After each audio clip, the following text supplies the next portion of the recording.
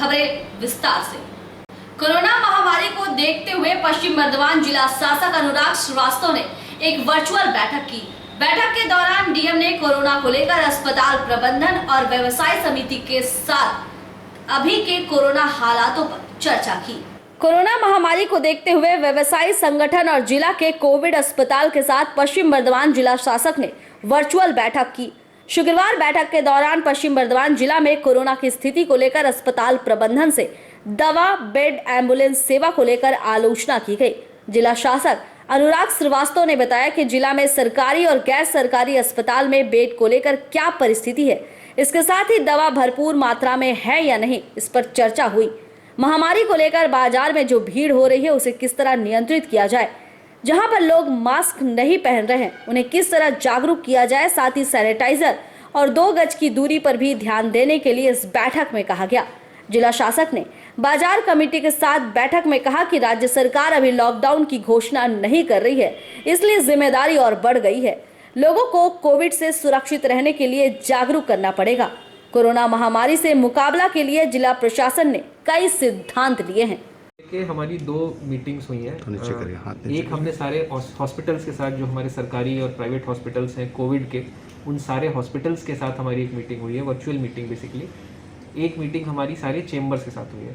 Hospitals के साथ हमने अनुरोध किया है कि हॉस्पिटल्स को हमने पहले भी आग्रह किया था कि वो कोविड रिलेटेड बेड्स को बढ़ाएं, तो उसमें किसने कितनी प्रगति की, क्या वो क्या कर रहा है, उसके बारे में हमने बात की। साथ ही साथ हमने ऑक्सीजन सप्लायर जो हैं उनके साथ उनका अच्छा संबंध हो, प्लस हमको भी बताते रहें कि अगर ज़रा सा भी किसी का क्राइसिस आ रहा है तो उनको बताएं, तो इस बारे में बताया गया उनको।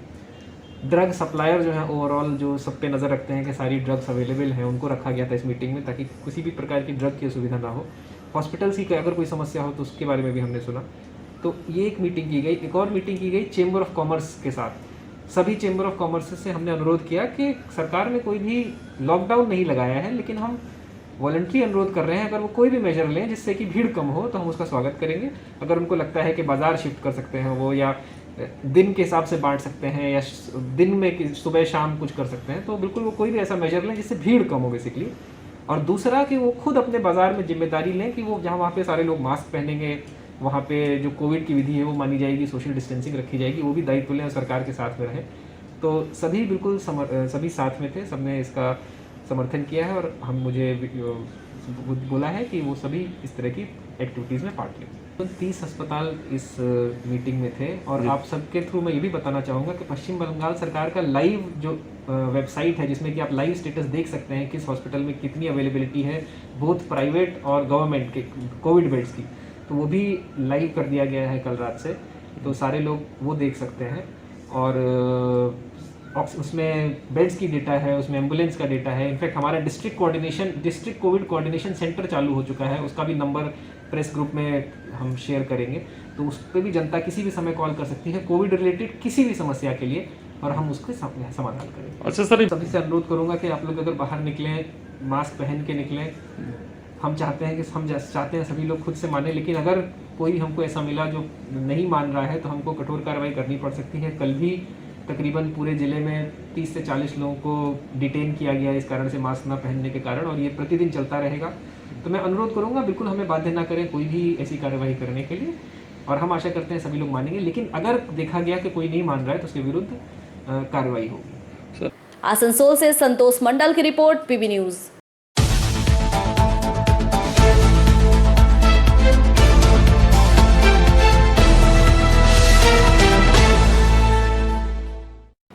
दुर्गापुर के काकसा स्थित मलान दीघी के जंगल में 6 बदमाशों ने लाखों रुपए की लूटपाट की। वहीं 2 व्यक्तियों को पेड़ से बांधकर चलते बने। जांच में जुटी काकसा थाना की पुलिस ने 1 किलोमीटर दूर कार तो बरामद कर ली, वहीं आगे की जांच कर रही है, लेकिन इन सब के साथ आखिर वो 6 बदमाश कौन थे, इसका अभी पता नहीं चल पाया है। काकसा स्थित मलान दीघी के जंगल में शुक्रवार सुबह 4 बजे एक पिकअप वैन, 4.5 लाख रुपए, एक खाली वाहन और कार में रखे 2 मोबाइल फोन और दस्तावेजों को छीनने की कोशिश की गई। वहीं कार के ड्राइवर और एक अन्य व्यक्ति को पेड़ से बांधकर पीटा गया। स्थानीय लोगों की मदद से पुलिस की सूझबूझ से किसी तरह दोनों की जान बचाई गई। बता दें, गौरंगा बागदी और संजय बागदी दोनों का बेना चिट्टी में बकरियों का कारोबार है। इसके साथ ही उनकी एक दुकान भी है। गौरंगा बागदी ने बताया कि उनके भाई संजय बागदी और ड्राइवर इरफान शाह बचिया खरीदने के लिए बेना चिट्टी से मुर्शिदाबाद जा रहे थे। आरोप है कि इसी दौरान 6 बदमाश कार का पीछा कर पहले उन्हें रोका, फिर बंदूक दिखाकर उनसे लूटपाट की और बाद में उन्हें पेड़ में बांधकर चलते बने। वहीं पुलिस की माने तो कार घटनास्थल से 1 किलोमीटर की दूरी पर बरामद की गई है। गौरंगा बागदी ने बताया कि इस घटना की शिकायत मलान दीघी काकसा पुलिस स्टेशन दोनों ही थाने में दर्ज करवाई गई है। हालांकि काकसा थाना पुलिस ने अपनी जांच शुरू कर दी है, लेकिन फिर भी इस घटना से लोगों में दहशत का माहौल देखा जा रहा है।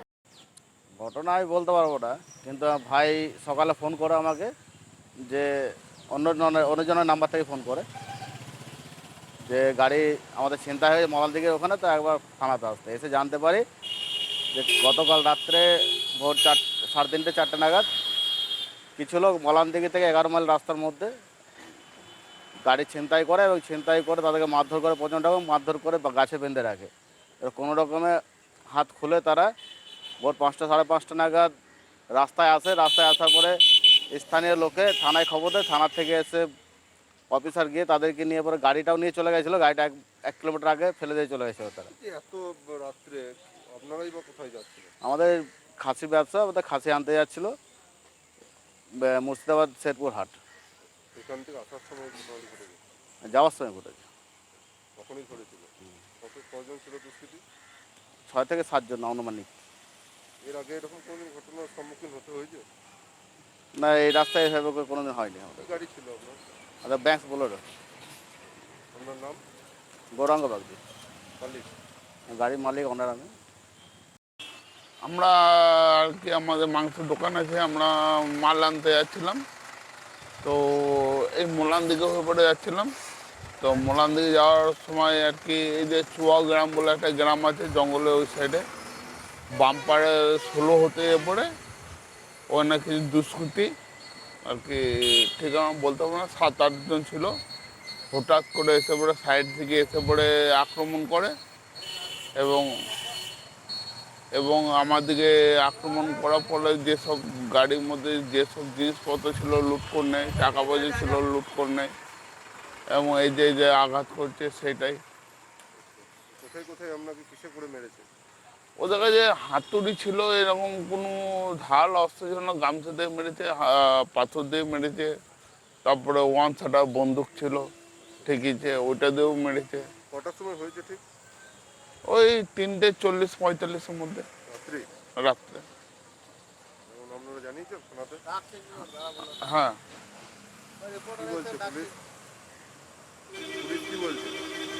পুলিশ তদন্ত করছে, এইমাত্র ওরা নিজস্ব যেগুলো আর কি ওদের যেগুলো করা সেগুলো করলো, প্রাথমিক তদন্ত করলো এবং রিপোর্ট লিখলো। কোনো কি শত্রুতা ছিল আপনাদের সাথে কারণ? দেখুন, এটা তো আমাদের এলাকা থেকে অনেক দূরে হয়েছে, তো শত্রুতা তো কিছু বলতে পারবো না, হলেও হতে পারে। কোথায় আপনার বাড়ি? কোথায়? আমার বাড়ি বেনাচিতি। নাম? সঞ্জয় বাগদি। दुर्गापुर से निमाई दास की रिपोर्ट, पीबी न्यूज।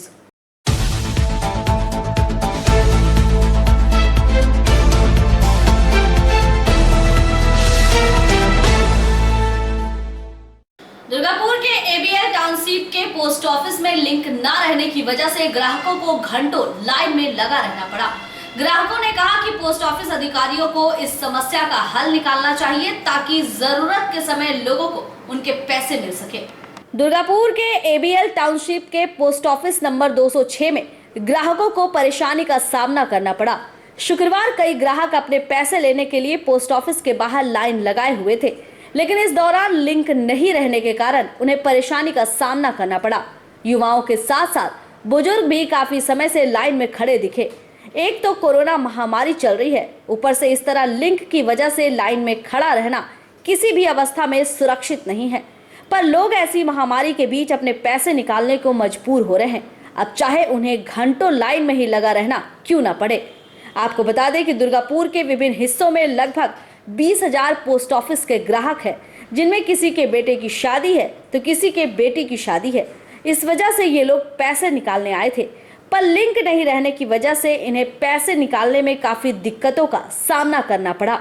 ग्राहकों का कहना है कि ऐसी समस्या के लिए पोस्ट ऑफिस के अधिकारियों को कोई समाधान निकालना चाहिए। তারা প্রত্যেকেই চলে গিয়েছে আর আমি প্রতি মাসেই আসে এসে শুনছি প্রত্যেকেই বলছে 10 দিন ধরে লিঙ্ক না। আজ যেমন এসেছি সবাই বলছে 10 দিন ধরে লিঙ্ক না, অথচ আমি আগের সপ্তাহে আসলাম সেই দিনে এসে শুনছি 10 দিন ধরে লিঙ্ক। এখানে অনেক মানুষ আছে যাদের সঙ্গে আমি এর আগের সপ্তাহে দেখা করেছি, তারা এই সপ্তাহেও এসে বসে আছে। ঘর সংসার ছেড়ে এভাবে তো এসে বসে থাকা যায় না। বলছি এই যে আর সমস্যা, এখন করোনার দিনে এইভাবে এসে সবাই মিলে এটা তো ঠিক নয়। এটা তো দেখো যে এই সমস্যাটার তো কিছু একটা সমাধান করে দেওয়া উচিত না? প্রতিদিনই আসছি, প্রতিদিনই লিঙ্ক নেই, এটা কেমন করে? এখানে যে বলেছেন, এখানে কাউন্টারে যা কথা বলা হয় ওনারা বলেন লিঙ্ক নেই, ব্যাস আমরা কিছুক্ষণ অপেক্ষা করেই চলে যাই। মানে আসি যাই, হ্যাঁ, এই প্রতি সপ্তাহে আসছি, প্রতি সপ্তাহে 10 দিন ধরে লিঙ্ক, আর সেটা প্রতি মাসেই চলছে কন্টিনিউ। এটা নতুন কিছু না। আপনারা কি চাইছেন আপনারা? আমরা দেখছি এখন এই লিঙ্কের একটা কিছু ব্যবস্থা করে দিক। আমরা তো নিজেদের সুবিধার জন্য এখানে আসছি, বন্ধ করে দিলেও তো সেটা সমস্যার সমাধান হলো না। এর তো একটা কিছু ব্যবস্থা করে দেওয়া উচিত। আপনার নামটা? আপনার নাম? মৌমিতা ঘোষাল, কোথা থেকে এসেছেন আপনি? সপ্তর্ষি কর। আমরা ঠিক মতো পাওয়া যায় না, যখনই আসি একই অবস্থা এদের যে আমাদের লিঙ্ক লাগে। এইটা এখন না, আমি তো 1.5-2 বছর ধরে আসছি, এখানে আমি একই অবস্থায় ভুগছি। আমার ম্যাচিওর হয়েছে আমার আজকে ভাইপোর বিয়ে, কিন্তু আমি টাকা পেলাম না। এই যে লোকটা দাঁড়িয়েছে মাঝে, ওর মেয়ের বিয়ে কাল 2 দিন পর, ও টাকা পাচ্ছে না। তো আমরা কী করে এই সমাধানটা করি? এখানে আসলে একই গল্প। কদিন ধরে এই লিঙ্ক নেই? লিঙ্ক তো এখন তো 10 দিন 12 দিন আছে, কিন্তু 1.5-2 বছর ধরে এই সমস্যাটা চলছে কন্টিনিউ। মানে প্রত্যেক মাসে 10-12 দিন লিঙ্ক থাকে না? হ্যাঁ, 10-12 দিন 15 দিন, 2-4 দিন লিঙ্ক থাকে। পোস্ট অফিস কর্তৃপক্ষ কি বলছে? ওরা বলছে লিঙ্ক নেই, আমরা কি করবো? এবার এই যে এই অবস্থা, মানে পোস্ট অফিসকে বললে আমাদের ট্রান্সফার করে দিন, ব্যবস্থা করে দিন, বলে অন্য জায়গায় হবে না, এখানে আপনি করুন। এখানে লিঙ্ক থাকবে না তো আমরা না খেয়ে নেবো। এই করোনার সময় মানে পোস্ট অফিসকে বলেছেন যে অন্য জায়গায় ট্রান্সফার করার জন্য? হ্যাঁ বলেছি। তখন উনি কি বলেছেন? বলছে অন্য জায়গায় ট্রান্সফার হবে না, এখানকার কাজ এখানেই হবে। মানে বাধ্যতামূলক এখন আপনাকে এখানে হ্যাঁ, থাকতে হবে? এখানে থাকতে হবে। আপনার অসুবিধা হলো এখানে থাকতে হ্যাঁ, হবে? থাকতে হবে। না খেয়ে মরতে হবে, যে করোনার সময় আসা যায় বারবার করে। আপনার নাম? মদন গোপাল অগ্রওয়াল। আসছেন গত 23 তারিখ থেকে আমরা ওনাদের পরিষেবা দিতে পারছি না। 23/4/2021 থেকে, অর্থাৎ শুক্রবার। বৃহস্পতিবার 2টো থেকে আমাদের বিএসএনএলের যে কেবল লাইন ফল্ট, সেই কেবল লাইন ফল্ট হওয়ার জন্য আমরা গ্রাহকদের কোনো পরিষেবা দিতে পারছি না। এমনকি আমার মেলও করা আছে, মেলগুলো ম্যানুয়ালি ক্লিয়ার করার চেষ্টা করছি, কিন্তু এগুলো তো ম্যানুয়ালি করতে পারবো না, যেহেতু সমস্ত কিছু অনলাইনের ব্যাপার। যতক্ষণ না লিঙ্ক না পাচ্ছি আমরা গ্রাহককে দিতে পারছি না। অনেক গ্রাহক ঘুরে যাচ্ছে, চিঠিপত্র নিয়ে ঘুরে যাচ্ছে, তারা টাকা তুলতে এসে ঘুরে যাচ্ছে, এবং ম্যাক্সিমাম আমার গ্রাহক হচ্ছে 60-র উপরে, ম্যাক্সিমাম হচ্ছে সিনিয়র সিটিজেন। তাদের পরিষেবা না দেওয়ার জন্য আমাদেরও অনেক কষ্ট হচ্ছে। আমি তার জন্যে একটা নোটিশও সার্ভ করেছি ডান দিকে, যে বিএসএনএল কেবল লাইন ফল্ট হওয়ার জন্য আমাদের পরিষেবা দিতে পারছি না, তার জন্য আমরা দুঃখিত। দেখবেন হয়তো ডান দিকে আমি লিখেছি, যাতে করে এখন কবে কি হবে কিছু কোনো আশ্বাস কিছু পেয়েছেন? কিছু আশ্বাস পাচ্ছি না। কোথাও কিছু জানিয়েছেন?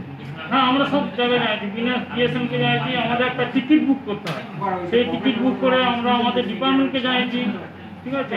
আমাদের যে লিঙ্ক দেখাশোনা করে তাদেরকে জানিয়েছি, বলছি আমার উপরমহলকে জানিয়েছি, কিন্তু ফ্রুটফুল রেজাল্ট এখনো পর্যন্ত পাইনি। অনেকের বিয়ে থা আছে, সেই জায়গায় টাকা। একটা জিনিস করা যায়, অন্য অফিস থেকে যদি সেভিংসে টাকা থাকে, যেহেতু আমাদের এখন কোর ব্যাংকিং সিস্টেম, আমাদের দুর্গাপুর হেড অফিস আছে, বিধাননগর 12 আছে, বিকানগর আছে, অমরাবতী আছে, যে সমস্ত জায়গায় মানে কোর ব্যাংকিং সিস্টেম আছে, সেখান থেকে তারা ডেলি 50,000 করে তুলতে পারবে। এই সিস্টেমটা আমাদের আছে, সেই সিস্টেমে ওনারা কাজ করতে পারে, ডেলি সেভিংসে তাদের টাকা থাকে। दुर्गापुर से निमाई दास की रिपोर्ट, पीबी न्यूज।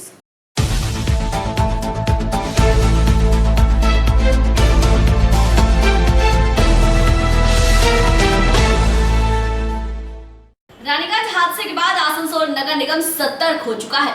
नगर निगम के आयुक्त नितिन सिंघानिया ने कहा कि जर्जर भवनों को चिन्हित करने के लिए टास्क फोर्स का गठन किया गया है।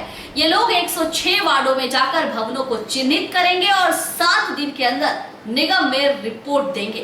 3 दिन पहले रानीगंज में जर्जर भवन का छज्जा गिरने से एक युवक की मौत की घटना के बाद आसनसोल नगर निगम प्रशासन सतर्क हो गया है। ऐसी घटना नगर निगम क्षेत्र में और ना हो, इसलिए निगम प्रशासन ने 106 वार्डों के अधीन जर्जर इमारतों को तोड़ने के लिए टास्क फोर्स का गठन किया है। इसके साथ ही पहले जर्जर घोषित भवनों को नोटिस देने का काम शुरू कर दिया गया है। जर्जर भवन के मालिक यदि खुद भवनों को तोड़ने का काम नहीं करेंगे तो निगम प्रशासन की ओर से जर्जर भवनों को तोड़ने का काम किया जाएगा। बताया गया कि आसनसोल मुख्य बाजार, मछली पट्टी सहित बाजार क्षेत्र में करीबन 1 दर्जन भवन जर्जर पड़े हैं। इनमें से कई जर्जर भवन के मालिकों को गुरुवार नोटिस दी गई है। बता दें कि कोई मकान 70 वर्ष से लेकर 100 वर्ष से भी अधिक पुराना है, लेकिन जर्जर मकान के कुछ मालिक उसे तोड़ने से कतरा रहे हैं। कुछ भवन मालिकों का किराएदार के साथ कानूनी मामला चल रहा है, जिसके कारण जर्जर भवन तोड़ने में समस्या आ रही है। इन जर्जर भवन के गिरने से कभी भी बड़ी घटना हो सकती है। जबकि आसनसोल बाजार में पुरुलिया, बांकुड़ा, बीरभूम जिले के अलावा झारखंड के देवघर, जामताड़ा, दुमका, बोकारो, धनबाद, बिहार के जमुई, भागलपुर जगहों से सैकड़ों की संख्या में लोग रोजाना खरीदारी के लिए आते हैं। आसनसोल नगर निगम के आयुक्त सह एडीडीए के सीईओ नितिन सिंघानिया ने कहा कि नगर निगम प्रशासन की ओर से जर्जर भवनों को चिन्हित करने के लिए टास्क फोर्स का गठन किया गया है, जिनमें निगम के अधिकारियों को शामिल किया गया है। टास्क फोर्स में शामिल अधिकारी नगर निगम क्षेत्र के 106 वार्डों में जाकर जर्जर भवनों को चिन्हित करेंगे। टास्क फोर्स 7 दिनों के अंदर नगर निगम प्रशासन को अपनी रिपोर्ट देगी, जिसके बाद कानून के तहत कार्रवाई की जाएगी। पहले से चिन्हित कुछ जर्जर भवनों को गुरुवार नोटिस दिया गया है। निगम आयुक्त ने कहा कि लोगों की जान से किसी भी तरह का समझौता नहीं किया जाएगा। उन्होंने कहा कि निगम प्रशासन लगातार प्रयास में है कि नगर निगम के अधीन लोगों को बेहतर सेवा मिले। इसको देखे क्या देखते हैं इस तरह से रानी? देखिए, ये बाजार जो है में डैमेज कुछ घर है जिसमें 1-2 ठो चल रहा है, तो ये केस का मैटर है। इसको 12 हम लोग इसको सुलझाने का कोशिश कर रहे हैं ताकि ये सुलझ करके और अदरवाइज हम लोग के बाज़ार में इस किस्म का कोई घटना नहीं हो। तो हम लोग कोशिश करेंगे कि इसको जल्द से जल्द इसको सुलझाने का हम लोग कोशिश बाजार में लगभग कितना ऐसा घर होगा डैमेज? ऐसा हम वैसे नहीं, एकाक यही जो आपके सामने हम खड़े हुए हैं, और भी बाजार में बहुत सारा है। बाजार में और 2-4 ऐसा घर होगा जो डैमेज घर है। करीब करीब 1 तो संतोष होटल के पास है, 1 तो ये है। तो हम लोग मकान मालिक और जो है जो किराएदार से कंसल्ट में है कि आप लोग मिल करके 1 तो इसका जो है ये कर लें। अगर ये लोग नहीं मानता है तो हम लोग ज़रूरत महसूस करेगा होगा तो हम लोग अपने एसोसिएशन की तरफ से कारपोरेशन में नोटिस भी करेंगे कि इसका जिम्मेदार वही लोग खुद होगा। समझना, ऐसा कोई मार्केट में जिस तरह से घटना घटी है उसके बाद आसनसोल में बहुत सारे ऐसे बिल्डिंग है, तो उसको लेकर नगर निगम से सहयोग किया जाएगा। आसनसोल नगर निगम लगातार जो है इस तरह का अभियान चलाता रहता है, एक असेसमेंट करता रहता है। जितने भी हमारे डिलैपिडेटेड बिल्डिंग्स हैं, असेसमेंट कर नोटिस जो है हम रेगुलरली दिया करते हैं।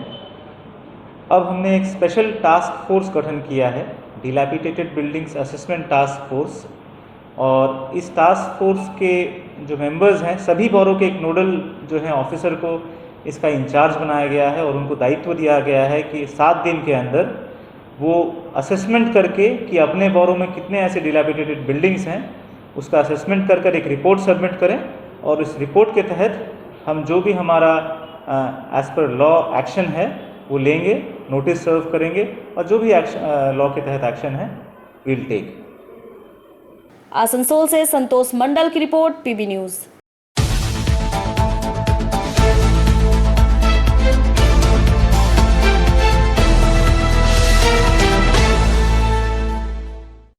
अंडाल के प्योर जामबाद की महिलाओं ने पानी की मांग पर नॉर्थ जामबाद बहुला साइडिंग ऑफिस के सामने प्रदर्शन किया। प्रदर्शन कर रही महिलाओं का कहना है कि प्रशासन ने 6 महीना पहले ही वाटर ट्रीटमेंट प्लांट लगाने की बात कही थी, लेकिन अब तक इसका हल नहीं निकला है। केंद्रा एरिया के बहुला कोलियरी के प्योर जामबाद की महिलाओं ने पानी सप्लाई की मांग पर नॉर्थ जामबाद बहुला साइडिंग ऑफिस के सामने धरना प्रदर्शन किया। बहुला ग्राम पंचायत सदस्य अमित पासवान और मनोज कुमार पासवान का कहना है कि प्योर जामबाद में तकरीबन 1200 घर है और हम लोग तकरीबन 6 महीना पहले ही प्रशासन से स्वच्छ पानी सप्लाई को लेकर बातचीत किए थे। तब प्रशासन ने भी हम लोगों को आश्वासन दिया था और उन्होंने कहा था कि यहाँ पर पीने की पानी की सप्लाई के लिए वाटर ट्रीटमेंट प्लांट लगाने की व्यवस्था की जाएगी, लेकिन अभी तक ये संभव नहीं हो पाया है। प्रबंधन जो पानी की सप्लाई करती है उस जलाशय में सभी लोग नहाते हैं और कपड़ा धोते हैं। वहां का गंदा पानी सप्लाई किया जाता है। एक तो कोरोना के समय इस तरह का पानी पीने लायक नहीं होता और प्रशासन से हम लोगों की यही मांग है कि हमें भेड़ बकरी ना समझा जाए और जल्दी ही स्वच्छ पानी की व्यवस्था की जाए।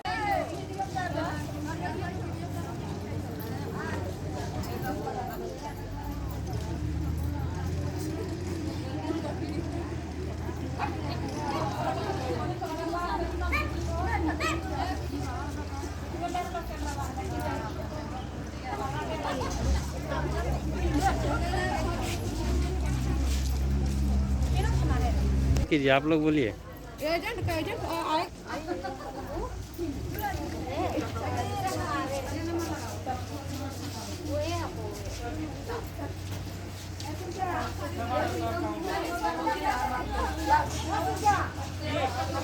आप लोग आंदोलन काहे किए हैं? आंदोलन का मूल कारण है, आज हम लोग तकरीबन कई महीनों से मैनेजमेंट को पीने का पानी व्यवस्था करने की हम लोग बोले हुए हैं। तो मैनेजमेंट हम लोगों को आश्वासन दिया था आज से 6-7 महीना पहले कि यहाँ पे वाटर ट्रीटमेंट प्लांट लगाएंगे जो कि श्रमिकों को पीने का व्यवस्था पानी का होगा। अभी इस कोरोना काल में आप देखेंगे कि जो मैनेजमेंट हम लोगों को कॉलोनी का पीने का पानी उपलब्ध करा रही है, आप देखेंगे जिस जगह से पानी वो ये करती है, सप्लाई करती है, वहाँ पे लोग जाके नहाता है, कपड़ा धोता है। और इस कोरोना काल का जो महामारी है, इसमें तो लोग ऐसे ही मर रहे हैं एक बीमारी से। और दूसरा ये हम लोगों को दूषित पानी आज वाटर जो है हर एक श्रमिक का घर में सप्लाई करके वही पानी हम लोगों को पिला रहा है। तो इसी के लिए हम लोग आज ये आंदोलन किए हैं कि मैनेजमेंट जल्द से जल्द हम लोगों को भेड़ बकरी जानवर नहीं समझे। हम लोग भी इंसान हैं और इंसान का तरह ट्रीटमेंट हम लोगों को किया जाए। एक पानी का उच्च व्यवस्था हम लोगों को पीने का किया जाए, स्वच्छ पानी हम लोगों को मुहैया कराया जाए। कितना घर में ये प्रॉब्लम है? ये तकरीबन यहाँ पे 450 से 500 एक साइड में घर है और दूसरे साइड में जो बूथ है 93 वहाँ पे तकरीबन 700-800 घर है। कुल मिला के यहाँ का आबादी 16 से 1700 का घर है जो कि इस संकट से हम लोग गुजर रहे हैं पीने का पानी के। मैनेजमेंट से अभी तक का है? नहीं, अभी तक तो कोई कांटेक्ट नहीं किए हैं मैनेजमेंट से। हम लोग बैठे हुए हैं इंतजार में कि मैनेजमेंट कोई कांटेक्ट करें, हम लोग से बोले। कब तक बैठेंगे आप लोग धरना में? हम लोग हैं, देखें क्या कर सकते हैं। आपका नाम? अमित कुमार के सर। अंडाल से मंथन पासवान की रिपोर्ट, पीबी न्यूज।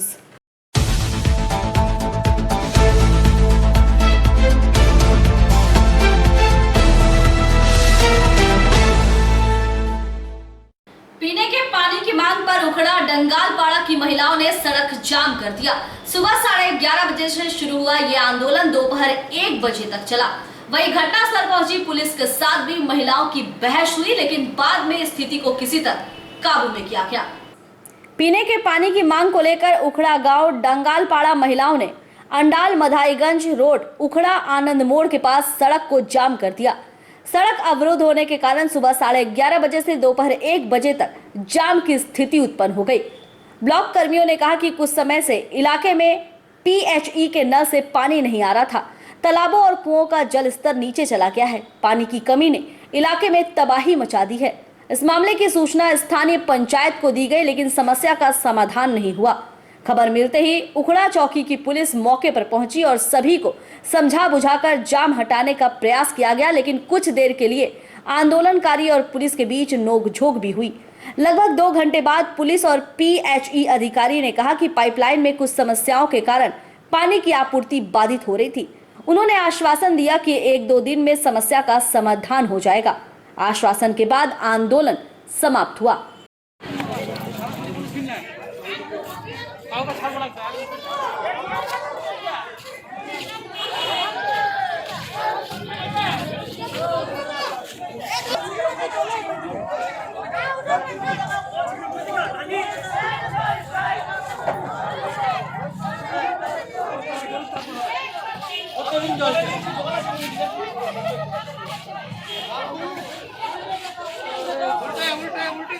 उधर खाली करिस ना।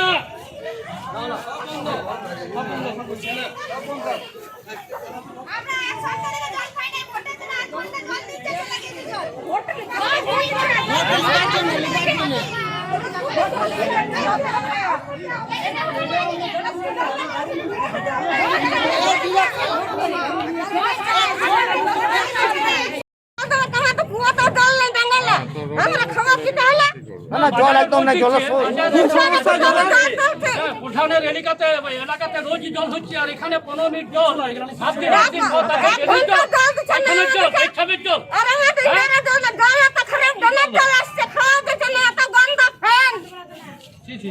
দশ দিন 12 দিন ভোটের দিনে দিন 4 ঘন্টা জল, আর জল দেয় নাই। আবার জল গলে দিচ্ছে কাদা, নোংরা, লাল, ড্রেনের জল দিবার ঠিক নাই। তারপরে ভালো করে জল দিচ্ছে না, 1 ঘন্টা 8 ঘন্টা করে জল দিচ্ছে, মানুষের পেছনে ঝগড়া ঝাঁটি সমস্ত হচ্ছে। আর থানা পুলিশ চল দিচ্ছে, জল দেয় না, 1 সপ্তাহ দেয় নাই। ভোটের দিনে 1 ঘন্টা জল দিচ্ছে, বাস আর দেয় না। ড্রেনের জল আসছে, বলো কি নাম তোর? আমার নাম মো। अंडाल से मंथन पासवान की रिपोर्ट, पीबी न्यूज।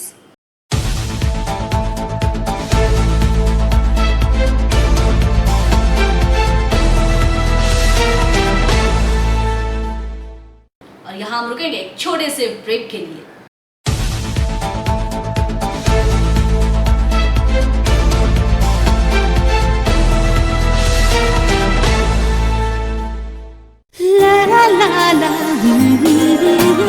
রান্নাঘরে আমি রানী, আসল গুঁড়ো মশলাটা জানি, স্বাদে সুস্বাদু অল্প একটুতেই রান্নায় জাদু, সুগন্ধ সুরুচির বাহারে মনপসন্দ মনপসন্দ মনপসন্দ আহারে। মনপসন্দ গোটা ও গুঁড়ো মশলা ঠিক মনে। অ্যাগ্রো ফ্রেশ স্বাদের পাশাপাশি আপনার স্বাস্থ্যের পুষ্টিগুণে সমৃদ্ধ। অ্যাগ্রো ফ্রেশ আটা, ময়দা, সুজি, बेसन, ছাতু ও ডালিয়া। Agro fresh pure fresh and natural. आपके बेहतर स्वास्थ्य के लिए global diagnostic and health care inspiring better health. Global लाया है आपके स्वास्थ्य चेकअप पैकेज, जहां उचित मूल्य में आपके पूरे शरीर की जांच की जाएगी। हमारे यहाँ ग्लोबल जनरल हेल्थ चेकअप मात्र 2799 रुपए में, ग्लोबल कार्डियक हेल्थ चेकअप मात्र 3799 रुपए में, ग्लोबल फुल बॉडी चेकअप मात्र 3899 रुपए में, ग्लोबल वेल वुमेन चेकअप मात्र 1999 रुपए में। We provide super speciality clinic, CT scan, 16 slice, digital x ray, colour Doppler echo, USG, mammography, ECG, TMT, Holter monitoring, ECG, NCV, pathologic microbiology, histopathology, PFT, uroflowmetry, health checkup packages, pharmacy. Our address: Global Diagnostics and Healthcare, inspiring better health. 101 by NSB Road, Post Siarsol, Raniganj, 713358, District Bardhaman. Phone number 0341244580, 24458181, 24458182. Our email address: globalhealthrng@gmail.com. Our website: www.globaldiagnostics.net.in. यहाँ स्थित दवा दुकान में सभी दवाइयों पर 10% की विशेष छूट। परेशान है अपनी रोजमर्रा की बिजी शेड्यूल से? सोच रहे हैं कि कहां से खरीदे अपनी घरेलू चीजें, स्टेशनरी, कपड़े, मेकअप का सामान जैसी इत्यादि चीजें? परेशान मत होइए, इजी बाजार लाया है एक ही छत के नीचे सभी चीजें। तो सोचना क्या है, यहाँ पर सभी चीजों पर उचित मूल्य उपलब्ध है एवं सभी चीजों का भरपूर स्टॉक, जिसे आप आसानी से खरीद सकते हैं। इतना ही नहीं, इजी बाजार में होम डिलीवरी की भी सुविधा उपलब्ध है। तो फिर देर किस बात की? हमारा पता है NSB road, opposite Anjana cinema hall. हमारा फोन नंबर है 9775766400।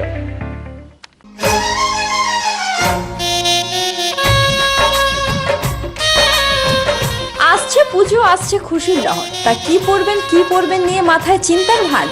আর চিন্তা নয়, কৈলাঞ্চলের সুপ্রসিদ্ধ Lilavati.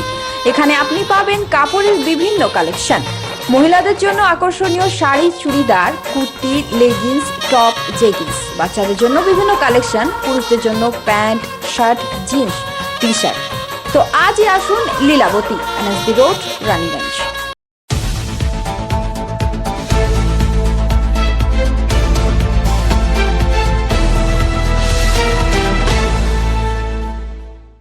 Raniganj chamber of commerce की तरफ से गुरुवार विभिन्न व्यवसायी संगठनों को लेकर बैठक की गई, जिसमें सिद्धांत लिया गया कि कोरोना महामारी को देखते हुए आगामी 1, 2 और 3 मई को सभी दुकानें और व्यवसाय संगठन को 4 बजे तक खुला रखा जाएगा। इसके बाद इन दुकानों को बंद कर दिया जाएगा। इस बारे में हमारे संवाददाता सम्राट दास ने कॉमर्स के अध्यक्ष प्रदीप बाजोरिया से बातचीत की।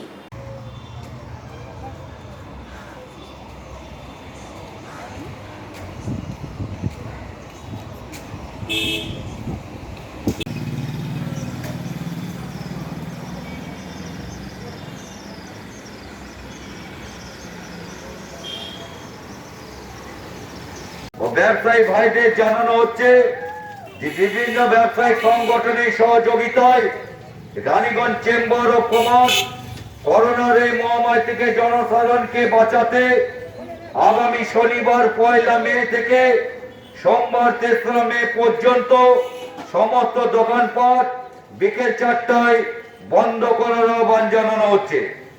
রানীগঞ্জ চেম্বার অফ কমার্স করোনার এই ভয়াবহ বিপদের সময় জনসাধারণের পথে সর্বতভাবে থাকতে প্রস্তুত।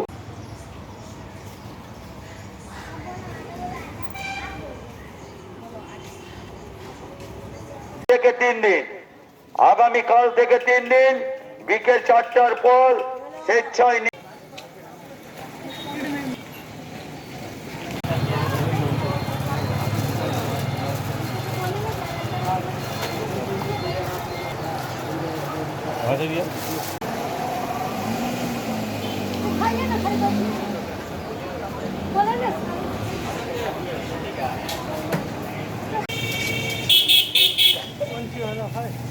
समझेगा कौन सी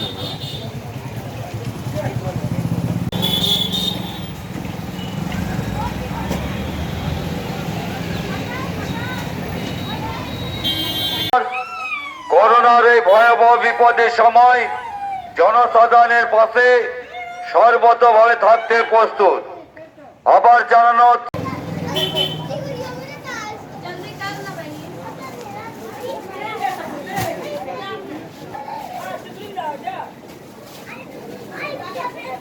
कॉमर्स की ओर से 1 मई से 3 तारीख तक मैंने बाजार बंदी मतलब 3-4 बजे तक शेड्यूल किया है। मतलब ये मतलब कितना दूर तक क्या मतलब होगा ये कोरोना को देखते हुए? बढ़ते कोरोना महामारी के चलते रानीगंज चैम्बर ऑफ कॉमर्स और रानीगंज की विभिन्न व्यवसायिक संस्थाओं ने मिलकर यह निर्णय लिया है कि हम लोग विगत 1 तारीख से लेकर 1, 2, 3 1 मई से 3 मई तक अपने अपने प्रतिष्ठान शाम को 4 बजे तक ही खुला रखेंगे। इसकी अपील हम लोगों ने रानीगंज चैम्बर ऑफ कॉमर्स के माध्यम से जारी की है। अच्छा, यह बंद पूर्णतः स्वैच्छिक बंद रहेगा, ये किसी के लिए कोई पाबंदी नहीं है, ये हम लोगों ने सिर्फ अपील जारी की है। अच्छा, ये 3 दिन की बंदी 4 बजे तक दुकान खुली है, उसके बाद बंदी है। उसके बाद हम लोग फिर से सारी संगठन को लेकर बैठेंगे और जैसा संगठन चाहेगा, जैसे मेंबर चाहेंगे, वैसा हम लोग फिर निर्णय करेंगे। आपका नाम? Pradeep Bajoria, president Raniganj chamber of commerce.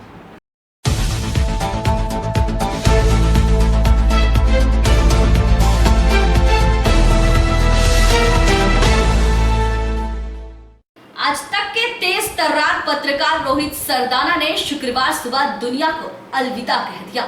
उनकी मौत की खबर ने जहां पत्रकारिता जगत में शोक का लहर बना दिया, तो वहीं उनकी मौत की अपूर्णीय क्षति को देश कभी भी नहीं भूल पाएगा।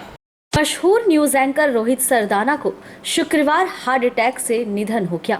रोहित सरदाना कोरोना संक्रमण से जूझ रहे थे। इससे पहले उनकी मां भी कोरोना संक्रमित हुई थी। रोहित वेंटिलेटर पर थे और उनका संक्रमण अधिक बताया जा रहा था। रोहित फिलहाल आज तक न्यूज चैनल में कार्यरत थे। इससे पहले वो लंबे समय तक जी न्यूज का हिस्सा थे। जी न्यूज के editor in chief Sudhir Chaudhary ने रोहित सरदाना के निधन की खबर ट्वीट की। सुधीर चौधरी ने ट्वीट किया कि अब से थोड़ी देर पहले जितेंद्र शर्मा का फोन आया। उसने जो कहा सुनकर मेरे हाथ कांपने लगे। हमारे मित्र और सहयोगी रोहित सरदाना की मौत की खबर थी। ये वायरस हमारे इतने करीब से किसी को उठा ले जाएगा, ये कल्पना नहीं की थी। इसके लिए मैं तैयार नहीं था। ये भगवान की नाइंसाफी है। ओम शांति। वहीं प्रधानमंत्री नरेंद्र मोदी ने ट्वीट कर कहा, रोहित सरदाना हमें बहुत जल्दी छोड़कर चले गए। ऊर्जा से भरपूर भारत की प्रगति के लिए ललायित रोहित को लोग बहुत याद करेंगे। उनके असामयिक निधन ने मीडिया जगत में एक बहुत बड़ा शून्य छोड़ दिया है। उनके परिवार, दोस्तों और प्रशंसकों के प्रति संवेदना। ओम शांति। आपको बता दें कि रोहित सरदाना ने खुद ट्वीट के जरिए 24 अप्रैल को कोरोना संक्रमित होने की खबर दी थी। उन्होंने ट्वीट किया था कि एक हफ्ते पहले बुखार और बाकी लक्षण आने के बाद टेस्ट कराया था। RT-PCR नेगेटिव आया, लेकिन CT स्कैन से कोविड की पुष्टि हो गई थी। अभी हालत पहले से बेहतर है। आप सभी अपना और अपने परिवारजनों का ख्याल रखें। साल 2018 में ही रोहित सरदाना को गणेश शंकर विद्यार्थी पुरस्कार से नवाजा गया था। Bureau report PB news.